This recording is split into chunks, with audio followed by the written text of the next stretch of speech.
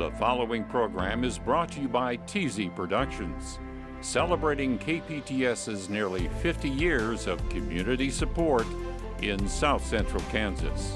Great starts here on KPTS. This is the program where you make it happen. When you're a guest on this show, it means you have an interesting story and a life worth noting. Today, we meet the woman who has a major impact on the education of thousands of Kansas students each year. Kimberly Krull is the president of Butler Community College, the second largest two-year educational institution in Kansas. Prior to her move to Butler Community College, Krull taught biology, math, and chemistry at a college in Nebraska. She then went on to serve as Vice President of Academic Affairs at Cloud County Community College in Kansas for 8 years. Dr. Krull's degrees include a PhD in Education, Community College Leadership, a Master's in Education and Counseling, and a Master's in Life Sciences with a specialization in biochemistry and a Bachelor's degree of Science in microbiology. She is a bona fide brainiac for sure. But it takes more than that to succeed as a power player in the challenging world of higher education. Coming up, we'll discover a recipe for success in leadership and life, and the changes she would like to see happen in the education system. There's a lot more to talk about, and it should be fascinating. So let's go one-on-one with Dr. Kim Krull right now.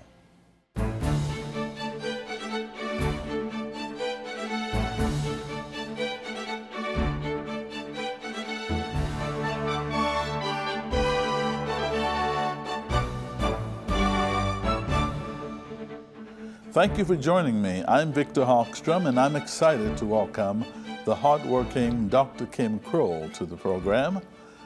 Welcome. Thank you. Glad to be here. Now, you are from Nebraska. That's right. Tell us about your matriculation to Kansas. Oh gosh, born and raised in North Platte, Nebraska. Great community to grow up in. And when I finished school there, I went to the University of Nebraska, finished my bachelor's and master's degree there. And my former husband at the time wanted to go to vet school, and so we spent some time in Ames at Iowa State. And when we finished there, we went back to Nebraska, there for a number of years to raise our family. And as I progressed in my career and had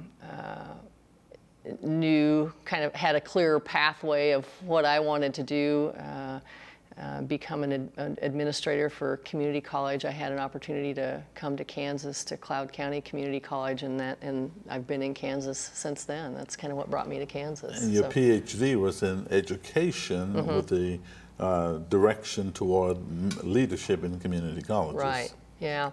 When Steve and I were in Nebraska, the small community that we were in had a two-year campus at the University of Nebraska, and that was my step into education. I started teaching there and fell in love with, two-year campuses. It was a really, really small campus, and got to know the students really well and your colleagues. And I taught for a number of years there, but as I spent more time there, I also had an opportunity to do more and more administrative kinds of things, and figured out eventually that I really wanted to progress in an administrative path. And the year that I came to Kansas in 2005, I started my doctorate in community college leadership, because I knew at some point in time I wanted to be a community college president. So you had been bitten by your involvement earlier. I did, yeah, I did, exactly. That's exactly what happened. So if I were to ask little 5-year-old Kimberly, Kimberly, what would you like to be when you grow up? Oh, man. What would the answer be? Probably at that point in time, I wanted to be a professional softball player or something like that, like all kids do. But I don't know that I actually knew, but I grew up in a family. Both of my parents had college degrees. My dad was an attorney. And we grew up in a household where we knew that the automatic step beyond high school was to go to college. And so I don't know that I had a real clear idea, but I did I did finish high school and go on to college with the idea that I wanted to be a doctor. And that was my path really all the way through my bachelor's degree, was to eventually go to med school. So a PhD. Well, medical doctor. Medical doctor is what I was going to do. Oh. Yeah. But yeah. you didn't do it, but you have an interesting story about your siblings. You have two brothers who are medical doctors. Right. Uh-huh. And tell us the rest of that story. Yeah, my sister, I have an older sister and then two younger brothers. My older sister and her husband are both retired CIA agents. And as I was telling you a little bit earlier, you know, their entire working careers, I knew that they worked for the U.S. Department of State. They lived and traveled all over the world. And it wasn't until probably about 15 years ago when my sister's husband retired. We were at my younger brother's wedding reception, and he slid his new business card across the table and said, "You might want this new contact information," and it had retired CIA. And I said, "No kidding." I said, "That's no way." And he said, "Oh yeah, and your sister too." And I said, "No, you know, that can't be." So my mom and dad knew that they didn't know exactly what they were doing, but knew that they worked for the CIA. But you know, grew into adulthood and didn't have any idea what their... And you went to college with your sister. Yeah, we grew up together. We shared a bedroom together growing up. We were in college at the same time together. She finished her degree in pharmacy in Omaha and went on to the East Coast to Virginia. And that's how she got connected to the State Department and stepped into her career as a CIA agent. So anyway. But you know what I'm hearing from you, Doctor, is the fact that when you grow up in the family with educated parents, the expectations for yourself are also high. They were. Am I correct? Yeah. Oh, yeah. I think so. And I think Mom and Dad instilled in all of us from a very young age a love of learning, and a love of curiosity and inquiry. You know, I think back to some of the family vacations that we were able to take. We didn't do big things, but even when we would go to Yellowstone or to Mount Rushmore or someplace like that, there was always an educational journey that was part of that.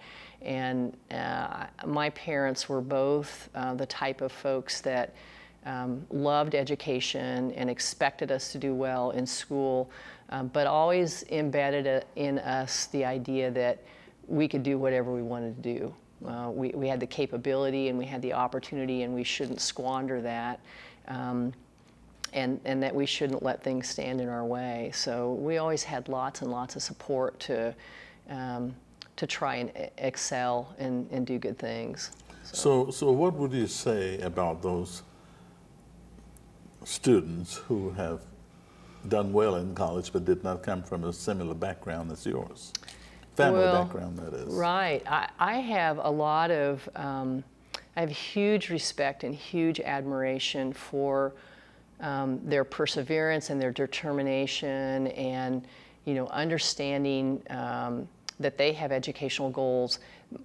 My pathway through my education was easy compared to a lot of the students that come to us. You know, they're working full-time, they're juggling families. I went straight from high school to college, so I didn't have a family I had to take care of. I didn't have to work full-time to manage my college expenses. And so I'm tremendously grateful to my family, but I'm also just amazed at the determination of students to succeed and to be able to reach the educational goals that they reach, and really proud that Butler and the team that I get to work with get to be part of that success for them. Now you have what, a total of 4 degrees, 2 masters, 1 bachelor, and a PhD. Yeah, yeah. The question that comes to mind is, why so many degrees? Was it the accomplishment of earning all of your degrees, or was it the fascination with learning and not being sure of the career path you wanted to take? It's kind of a combination of all of that, probably. Oh. You know, my bachelor's degree in microbiology was certainly focused on my goal to go to medical school. and that was the path, really that I was choosing. My former husband and I at the time, we were in college at the same time. He wanted to go to vet school. His dad was a vet. I wanted to go to medical school, but we couldn't figure out how both to do that, and didn't feel like we could both afford to do that. And so I chose to go on to graduate school then, to not go to medical school, but to go to graduate school and allow him the opportunity to go on to vet school. So as I went to graduate school while he was finishing up his bachelor's degree, that's when I finished my master's in biochemistry, because I still had that that love for science, and thought at some point in time maybe I'd have that opportunity to go on to medical school when he finished his veterinary degree. And then when he got out of vet school and we went back to southwest Nebraska to this small community where this 2-year campus of the University of Nebraska was, and I had an opportunity to start to teach, I got to use my bachelor's in microbiology, because I also taught micro at that college, and of course got to use my biochemistry degrees by teaching chemistry and biological sciences and those kinds of things. That was a small campus, and with the student needs on that campus, there wasn't anybody close at hand that had the ability to provide personal counseling. And so I went back then and got my master's in education and with a community college or a community counseling emphasis, so again, I could help students on that campus. Mm-hmm. And as I had opportunities for more and more administrative responsibilities, that's kind of when my pathway cleared for me, and I understood that I really wanted to move up administratively in a community college system, and at some point in time wanted to be a community college president. But it just kind of happened, with my life's path, the way it mapped out. So why community college over a four-year college? Oh, a university? I developed that love very, very quickly at that small college in Nebraska, because the class sizes were small. You got to know your students really well. You got to know your colleagues well. And it was a part of the University of Nebraska system, so we reported up through that four-year hierarchy, even though they were 200 miles away from where we were. And I think it was just figuring out very, very quickly that you could have a significant influence on students' learning and students' lives, and that you could develop relationships with them, where you worked with them outside of class to help them learn the material. And I mean, you were directly involved in what they were learning. And it was really that influence at that small college in Nebraska that really helped me solidify that love for a 2-year education. Some of the leadership opportunities that I've had along the way have also allowed me to really explore, do you want to be in a rural setting or an urban setting, a large college, a small college, those. And so through leadership kinds of things, I've been able to really sort that out as well. So now you run the second largest college in the state of Kansas, mm-hmm. Community College. Right. How is that faring out compared to your dreams? I feel privileged every single day to come to work and love the team that I get to work alongside, because it's really a team effort to do the work that we do. And we see every single day students that come to us that have hopes and dreams, and it's a privilege for us to be able to be parts of their lives. And so we love what we get to do, and get to see, we get to see firsthand the impact of education on those students' lives. So, Dr. Krull, some politicians, as you may have heard, mm-hmm. have said community colleges should be free. Mm-hmm. Others have said no. What say you? Well, there's a lot of conversation that surrounds that, and some of the perspective. I don't know necessarily that it should be free. I think we have a responsibility to try and keep our open access mission and keep our education affordable for students, because certainly the population that comes to Butler, we have about 40% of our students that are first-generation learners. We have probably 60% of our students that come to us that are working full-time and not making very much money. So we have a responsibility to keep those costs down. A lot of the conversation that we have revolves around the thought that if students pay some portion of their education, then they're more connected, and maybe they're more responsible, and maybe they're more committed to finishing that education. So I don't know. I don't know one way or the other, but somehow we have a responsibility to try and keep education affordable for them, whether it's free in some way or whether they pay a portion of that. Some students say it is not affordable. They end up with large student loans, They do. as you know. They do. It is a challenge paying back some of those student loans. Mm-hmm. How do you weigh the good against the bad? Well, we try to be very careful as we review our student tuition and fees. We try to think always about that impact on students. Butler has, out of all the federal dollars that come to the state of Kansas, Butler students utilize more of that money than any other community college in Kansas. So we have a lot of students that come through that have a lot of need, and so they blend that federal money with their own personal resources. And so again, we have a responsibility to try and help them understand if they're taking student loans, what that payback is going to be like for them when they get done. We also have a responsibility to make sure that we provide programs, certificates, and degrees that will allow them to get jobs when they finish college and are in that situation where they may have to pay back student loans. We also have, Butler has a tremendous foundation and have the opportunity to provide a lot of scholarship dollars.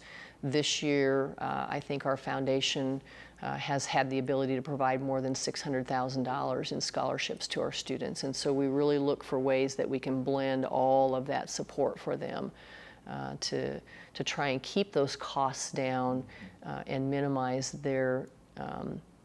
that situation where they have lots of student loans that they have to pay back when they get out of college. So is there a place for everybody in the community college? Is there a place for everybody? Every student. We hope so. We hope so. Community colleges are typically, again, open access. So anybody that walks through our door that has the ability to benefit from an education, we want to try and serve. There are some students that we're not able to, to serve or to help for different reasons. But I think that's that's just the mission of community colleges, is that we don't have admission standards. They don't have to be qualified for admission to come to us. They don't have to have a certain grade point average or, ACT score. We want to try and help every student that comes to us with an educational goal get from where they are to where they have dreams of being. So if you were avoiding the ACT score, you come to a community college and transfer to a four-year college? Does that work? You could, yeah, you could. You would have to have the right grade point average to transfer on. Right. And depending on what programs you might be transferring into, those four-year institutions then might have some specific entrance requirements that you would have to meet. But I think that's why there are a variety of reasons that students come to community colleges or technical colleges first. Smaller class size, lower cost. Sometimes they need a jump start on their education to get kind of up to speed or to get better grades so that they can transfer on. But there's a variety of reasons that they come to us. The greatest challenge for community college, as you perceive them, what are they? Well, I think there are a number of them probably. I think probably right now one of our greatest concerns is keeping that educational opportunity affordable for our students. We really understand the demographic of the student that comes to us, and oftentimes they have some pretty significant financial need. And so I think it's keeping that education affordable. The need now with the workforce needs that face us now, are different than they were 10 or 20 years ago. And certainly in this area, we continue to hear so much conversation about that workforce pipeline that's not filled, and that's, we've got a lot of folks retiring. So how do we get students in and out of college in a shorter time frame, help them be successful, help them be job ready? So I think those are some of the things. And I think also, we're training students now for jobs that don't exist or won't exist 5 or 10 years down the road. So how do we embed in them the soft skills that employers want, that are transferable to any job that they take? And how do we prepare them technically with skills also that are transferable for different careers or careers that don't exist now? So how do you do that? Well, you got to be forward thinking. You've got to be innovative. I think you have to pay close attention to your business and industry partners and your business and industry advisory, committee members. They're the ones that have the pulse on the day-to-day working environment. I think that there's just a certain set of skills, responsibility, civic engagement, all of those kinds of things. It doesn't matter what your career is, those are important things to help our students understand and learn as they're in school. So, Dr. Krull, you've been with Butler Community College as president 5 years. Mm-hmm. What would you say has been your defining moments? Oh my gosh, my defining moments. Yes. I'm always pretty careful to try and identify defining moments as team efforts. I don't like to take a lot of credit individually, because it really takes a whole team. I can tell you of some of the most exciting things that I think have happened for Butler, and I've been able to be a part of those in my leadership role. We finished up a year ago. But the buck stops with you. It does. Yes. It does. That's true. That's true. I try to make that happen. But gosh, we've had a lot of successes, I think, in the last few years. We just finished a $10.2 million capital campaign for scholarships. A lot of institutions do brick and mortar campaigns, and we've done some of those. But this is something that's going to launch this college into the future and really impact generations of students. And so that was a defining moment, and really exciting to be part of that and understand my role in that, but the power of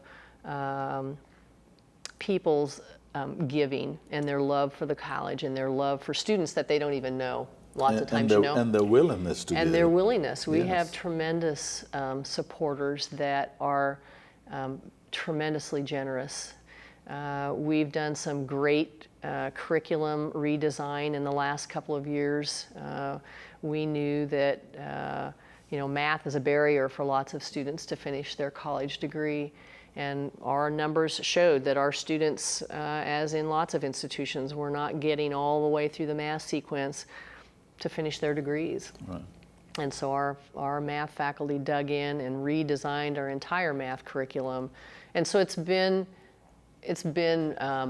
really energizing for me to be part of a team that's willing to create change and do things differently, because your focus is on students and their success. And if we aren't helping them be successful because of things that we're doing or not doing, then we need to change. And so it's been fun to be part of a team that's willing to do that. So what does it mean to you being the college president of Butler Community College? It's humbling, I can tell you that. It's really humbling. I come to work every single day and feel really privileged to be able to be there. I also have a real sense of responsibility, I feel like personally, to be a good, as good a leader as I can be, to be a positive and professional face for the college, to be willing to develop relationships and take good care of the people that surround me, you know, and I think that, again, that's part of the way I grew up. And that's what my parents embedded in me. So, Dr. Krull, no one is perfect. That's right. No matter how brilliant one may be, and you're very brilliant. You have a wonderful background. So, what have you been, or what have been your failures, if any? My failures?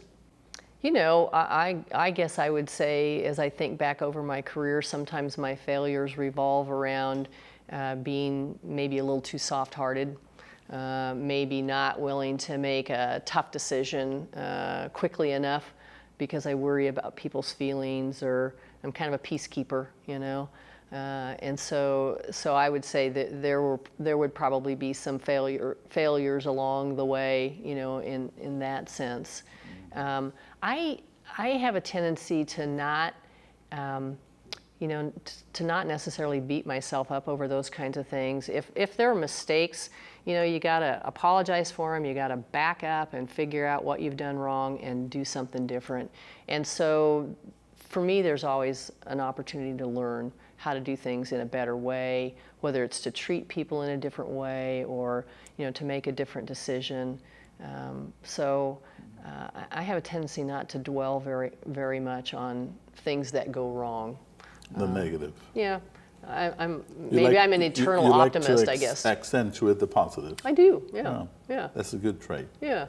So, what can we expect from Kimberly Krull in the next 5 years? In the next 5 years, well, I would expect, because I can be kind of hard on myself. I think you'll continue to see, in my leadership role, I think you'll continue to see Butler be an innovator. You'll continue to see a tremendous and continuing focus on what we do best for students. I think lots of times institutions are more worried about, you know, how much money we can bring in, or what, you know, those kinds of things. But our focus is really, really on students, and so I think that you'll see those things continuing as we go along.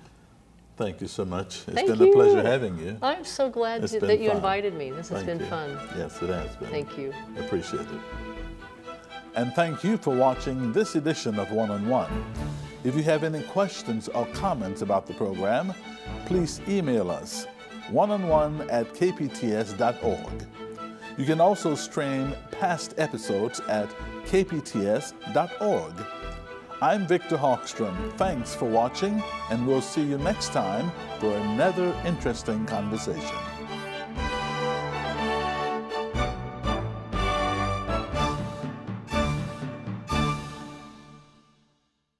The preceding program was brought to you by TZ Productions, supporting KPTS and the communities it serves in South Central Kansas.